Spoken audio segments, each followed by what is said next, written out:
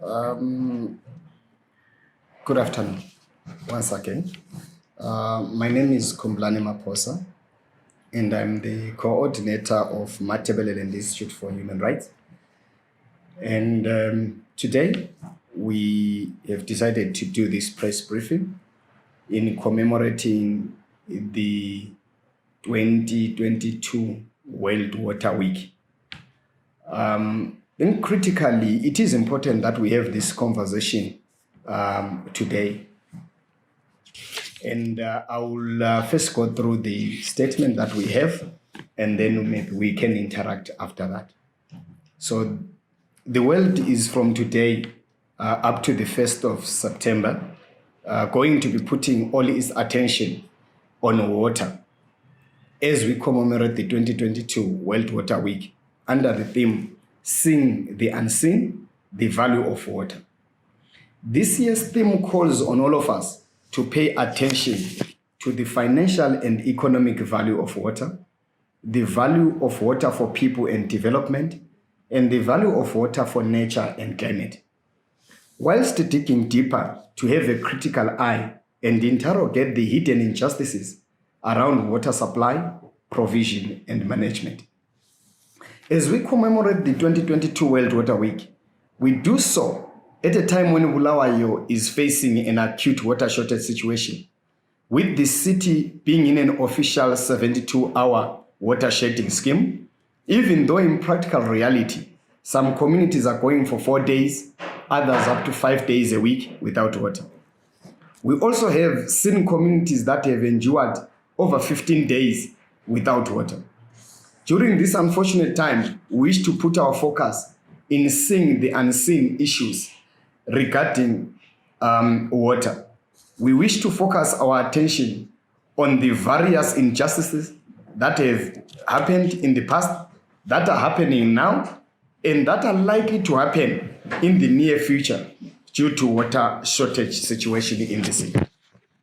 Then I'll just look briefly at the impact of water shortage in Bulawayo. The first one is health and diseases.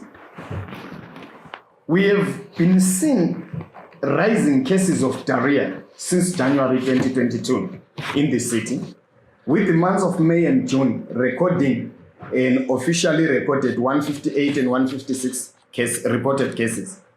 Recently, there were cases of an outbreak in Pumula, and as MIHR, we have received numerous cases of residents complaining of stomach pains after drinking tap water. We acknowledge that the City Council has continuously encouraged people to boil water first. In our interactions with residents, they complain that firstly, boiled water loses its taste. So they are saying it's not nice to drink boiled water.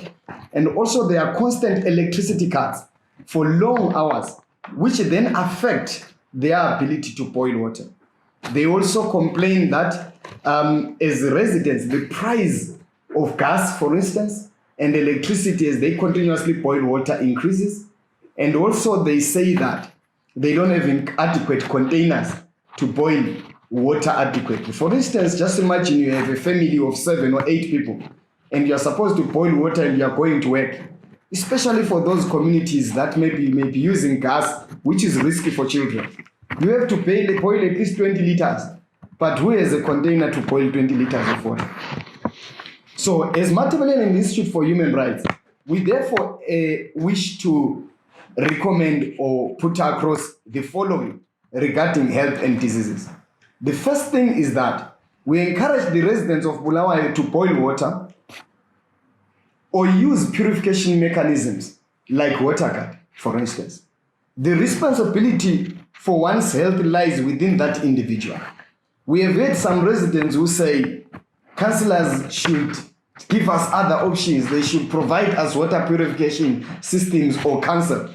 But the person who will suffer from stomach pains or diarrhea is not the councillor or the child of the councillor.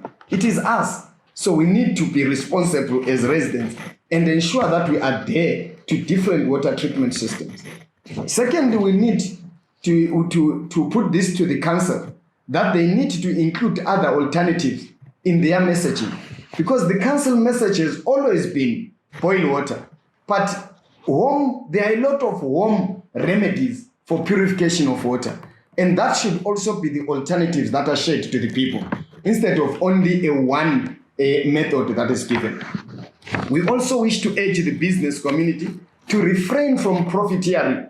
Last time we saw the price of water card rising to up to around $2 to $3 for a bottle of 125 millimeters. Currently, still a modest to $1 to $1.50. But as the situation persists, you will find that some business will start profiteering. But you are profiteering at the expense of their customers, who may end up not being able to buy water card and also not being able to have disposable income to buy in their own businesses.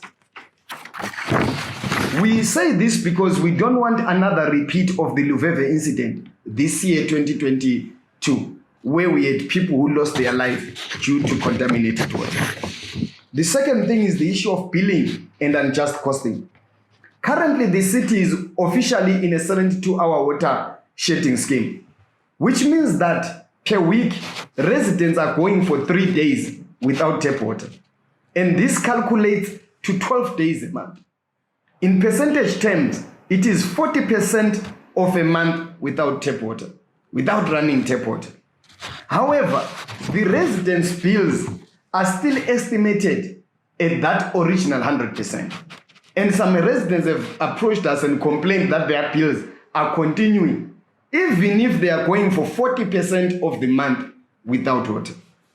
And this is grossly unfair to the ratepayers. In that light, we wish to urge the Bulawayo City Council to do away with estimated water bills, because they are unjust, they are unfair, and they are robbing the residents. And they should then resort to actual billing, where they bill people for what they have consumed.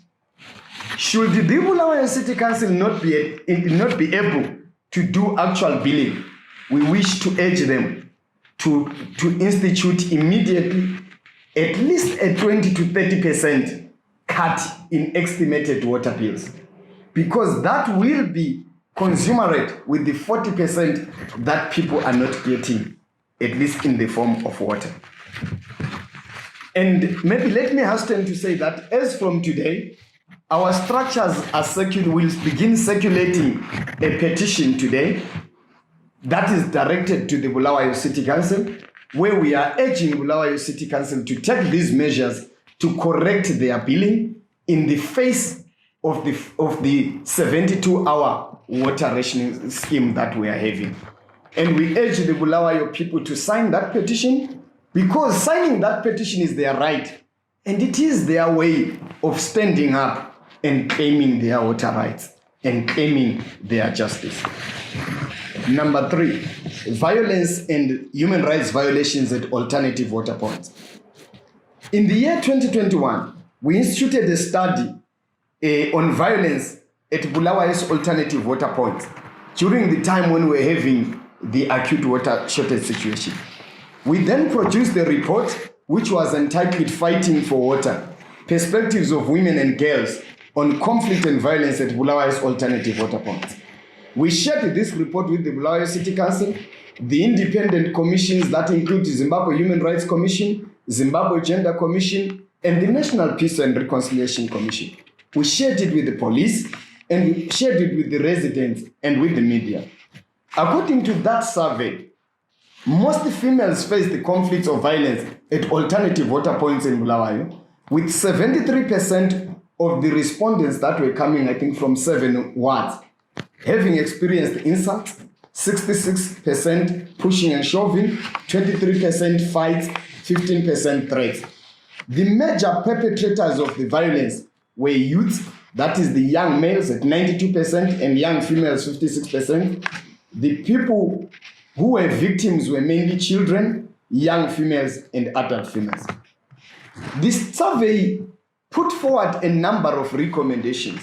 Some of them included the need to design mechanisms to protect residents from violence and human rights abuses during water emergencies, a capacity strengthening of water point committees, and also that during these water shortage times, the police should patrol areas like water bowser queues and also congested boreholes. They also need for gender-inclusive water management strategies and child-sensitive strategies were put up as recommendations during that time. But we haven't had much. We haven't had much being said now that we are into this period. We were expecting that we will see the Bulawayo City Council putting across to the people what measures, what complaints handling measures have they put up to protect people from violence and water-related human rights abuses. In some cities like Harare, for instance, we have heard previously of incidences of sextortion where people are sexually exploited in the exchange for water. We haven't heard or seen the Bulawayo City Council putting up measures for people to complain in case such incidences are happening. Someone may say, yes, there are complaints handling facility, but you can't expect someone to complain in the same place for a water pest and in the same place for a human rights violation.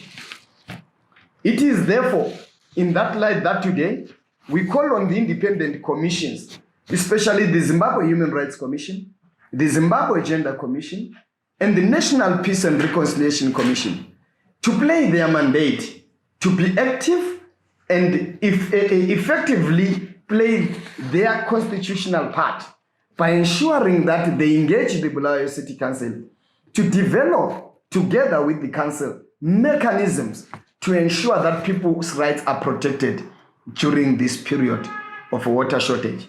We say this now because we know that we are at 72 officially, but we're at already 4 days to 5 days unofficially, and the situation is going to be getting worse in the months to come.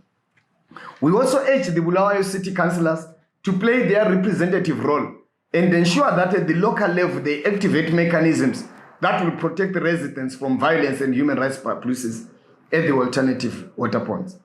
And when council restores water, at night especially, we are imploring the Bulawayo City Council to make sure that they extend their restoration to during the day, because there are suburbs where water comes is restored at 12 midnight.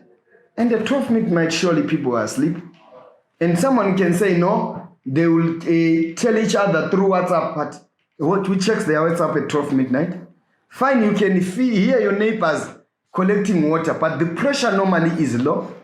And by the morning when pressure is supposed to be picking up, the water is gone. Also, there is the issue of thieves at night. And so the residents are not protected. So to those suburbs where they restore at night, may they ensure that they extend it to day. Then there is also the issue of environmental pollution. Because of acute water shortages, coupled with difficulties of accessing water at alternative water points, may I be hesitant to say this. At some times, people queue for a water bowser from as early as 8 a.m. and get the water as late as 4 p.m. Previously, during the 2020-2021 situation, we saw people collecting water as late as 9 p.m. So we are saying it is clear that getting water is a difficult situation.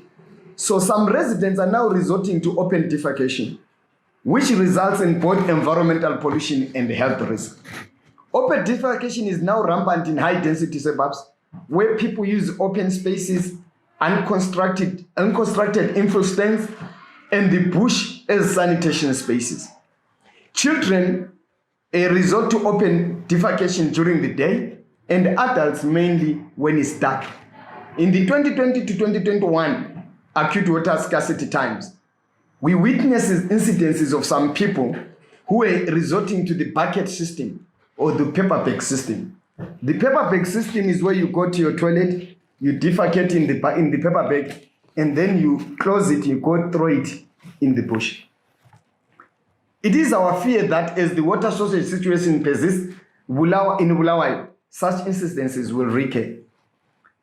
Therefore, we recommend that whilst we do not condone open defecation, whilst we don't encourage people to do open defecation, if push comes to shove, may the residents cover their stool so that we are better stewards of our environment and also we protect our health. But we also wish to urge the Bulawayo City Council to consider areas with shared ablution facilities like flats, areas like Mabutweni, areas like Iminyela, where people are sharing toilets. You find 4 households sharing one toilet, and in some cases it's 6 houses. And that during this time is unsustainable because they are children, they are adults. I'm saying households, not families. In one, for instance, you have 4 households sharing a toilet. And in each household, you have 2 families. In each family, you have 6 members. So you have 6 times 2, which is 12 per household. Times 4, that is 48 people. All wanting to use one toilet. And in this case, water is rationed in that area. How do people then survive? So it's actually a serious health time bomb and a human rights abuse.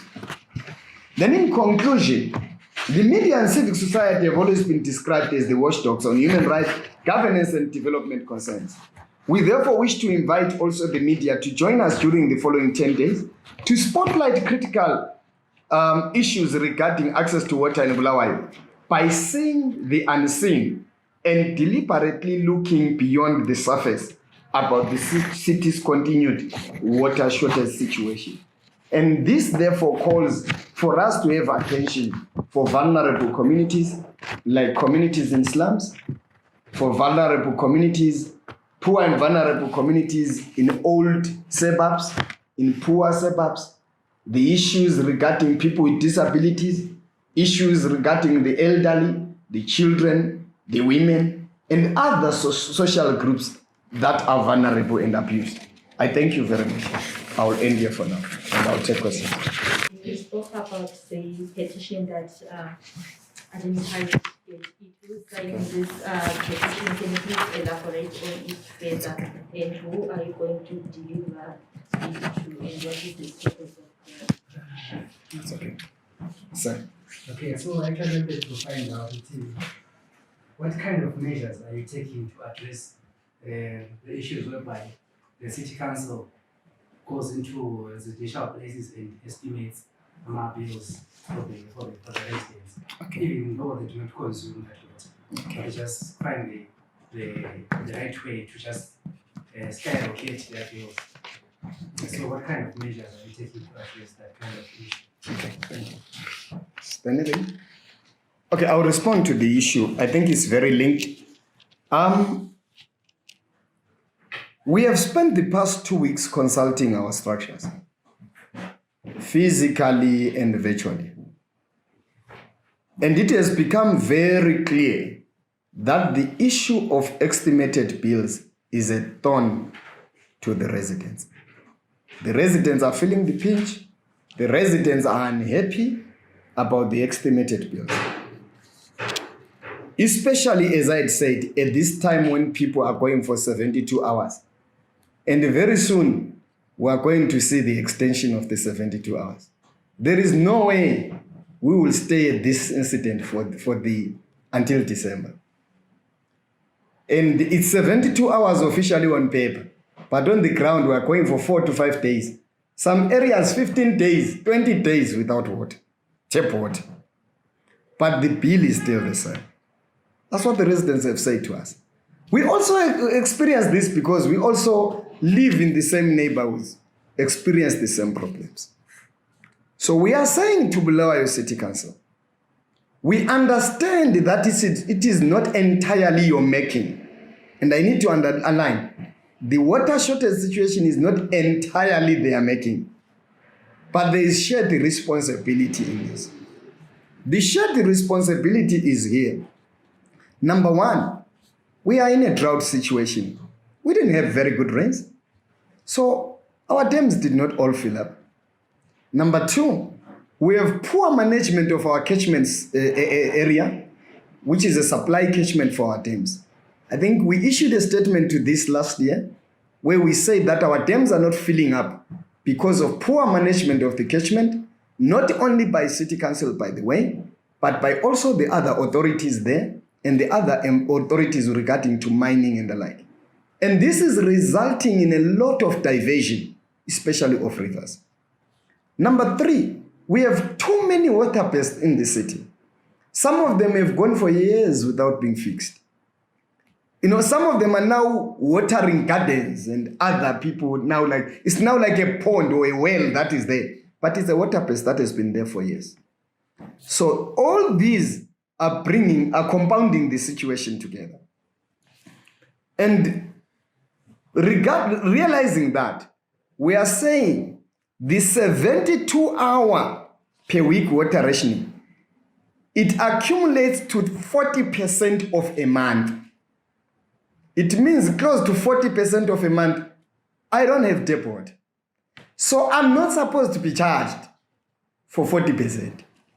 So in my bill, we expect that 40% should not be appearing. But we note that when the water is there, people also fill certain containers, right? And also council sometimes provide water bowsers. Then that's why I was saying, no, City Council, can we find each other in the middle then?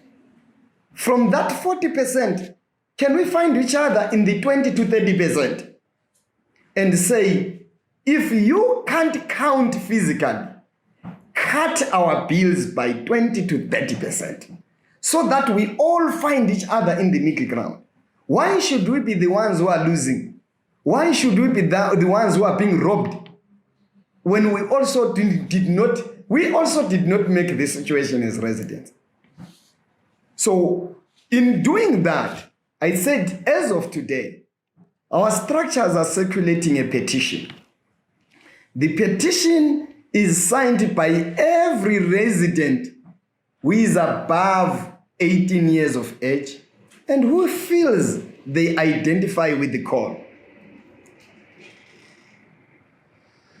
And we expect that by the end of the World Water Week, which is the 1st of September, we are going to submit the petition to the Bulawayo City Council, carrying the voices of the residents.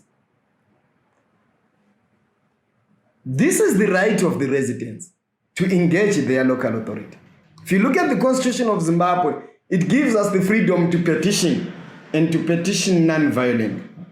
It further gives us the right to challenge government policy, individually or collectively, but to do that non-violently.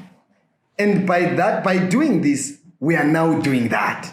To say, Council, can you please consider this waiver?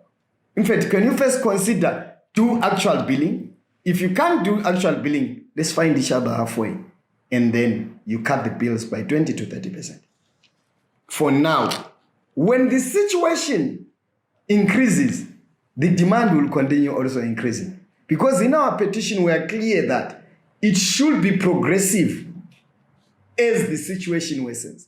For instance, you can't expect us to be at 144-hour water rationing, but continue having a 20% water cut. We should also calculate what 144-hour equates to in terms of percentage of a month, and then let's see the water bill also progressively cut into that. Because that cut actually is not a bonus to me as a resident. It is the money that I will use to hire the scanner to go and get water for me. It is the money that those with vehicles will use to pay fuel searching for water. It is the same money also that people are losing when they are not vending and the like, queuing for water bowsers the whole day. So that becomes, it's a bill that residents are bearing in another way. But if we don't do that now, residents are getting double billing. But the other double is for what they did not consume. As we speak right now, all of us are being robbed of 40% of our bills. I hope I have responded. Yes. I don't know if there is any question.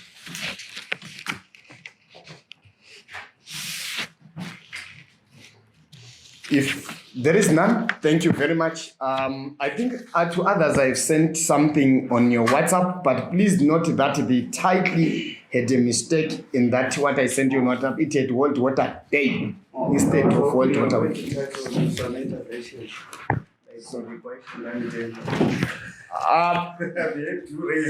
The Kwaishanga, I can respond to you on Kwaishangani. The Kwaishangani is not the solution to our problem. Yeah, hold on. It's not the solution. Just a moment. Okay.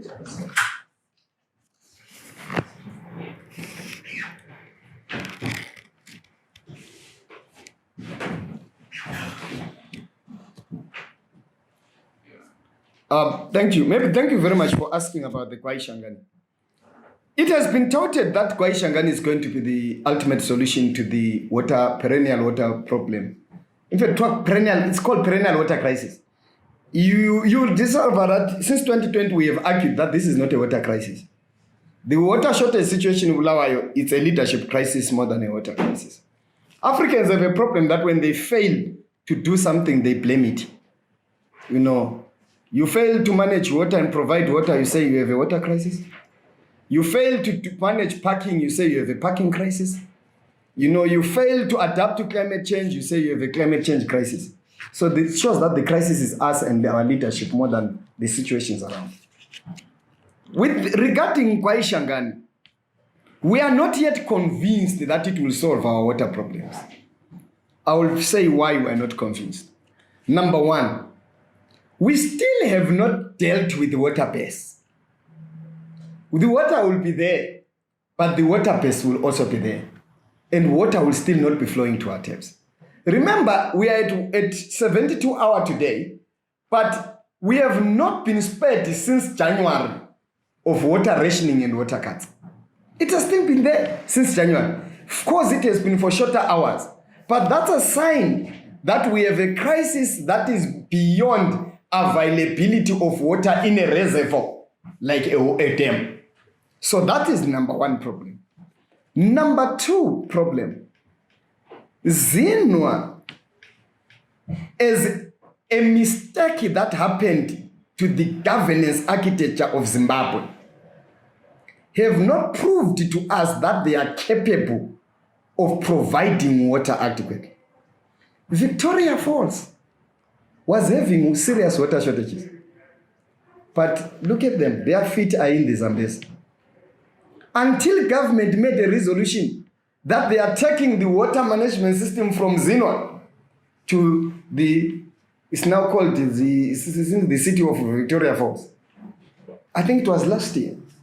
So Zinwa is failing to provide those people around. Go to what do you call this? To Binga right now. Binga is complaining of water shortages as we speak, but they are in the Zambezi. So Zinwa is failing to play its role there. Let's go to Gwanda right now. Gwanda does not have a reservoir problem, but they have water shortages. So what does that show you? That shows you that we have a serious management problem regarding water. So yes, the Lake Kwaishangani will fill up, the pipeline will go, people will get tenders, will fatten their wallets and everything. But we have not addressed the fundamentals that will make sure that water comes into my tap and it comes clean and continuously through and around. That's the first problem. The first problem is the problem of pricing. The benefit sharing mechanism says you disrupted our livelihoods. There is now this dam. You are going to generate electricity. You are going to get money from the people of Bulawayo. There are going to be a lot of irrigation schemes along the way where you are going to generate money. There is going to be tourism there. What is it that the people of Lubimba are getting? They should have a percentage share from that dam. So the concept of community share ownership scheme is what we call the benefit sharing scheme. There is also the issue of the graves of the people of Lubimba. Let's be clear, we are Africans. Whether that does not work spiritually or not, I don't care. It's what people believe in.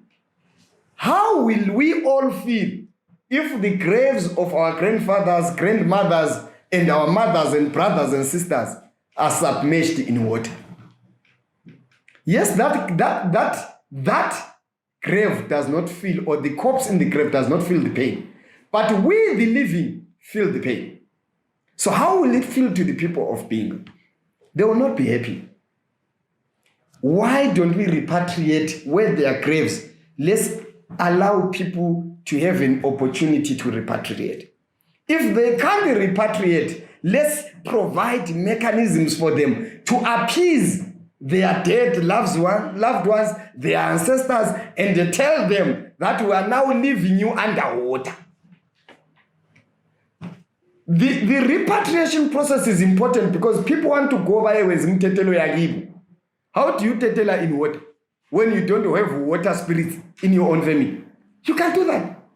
So people need to take their bones, carry the bones of their loved ones, and rebury them somewhere so that they could do their rituals there. Let's not pretend, let's not behave like Smith. Let's not behave like Smith. Let's not behave like the colonial government. The colonial government, when it was removing people from what is currently Zambezi, it did not give them the chance to repatriate their bones. When it was removing the San people from the current, Wange National Park, they left their graves there and they were refused to access them. Surely should we do that in 2022, in an independent Zimbabwe, 22 years after independence, when we say the voice of the people is the voice of God, when we are saying we are leaving no community behind, but there is the community of the dead that we want to leave behind, the community of ancestors that we want to leave behind underwater. It's unfair. It's unjust. And it's being insincere on our part as the government. I hope I have responded. Thank you very much.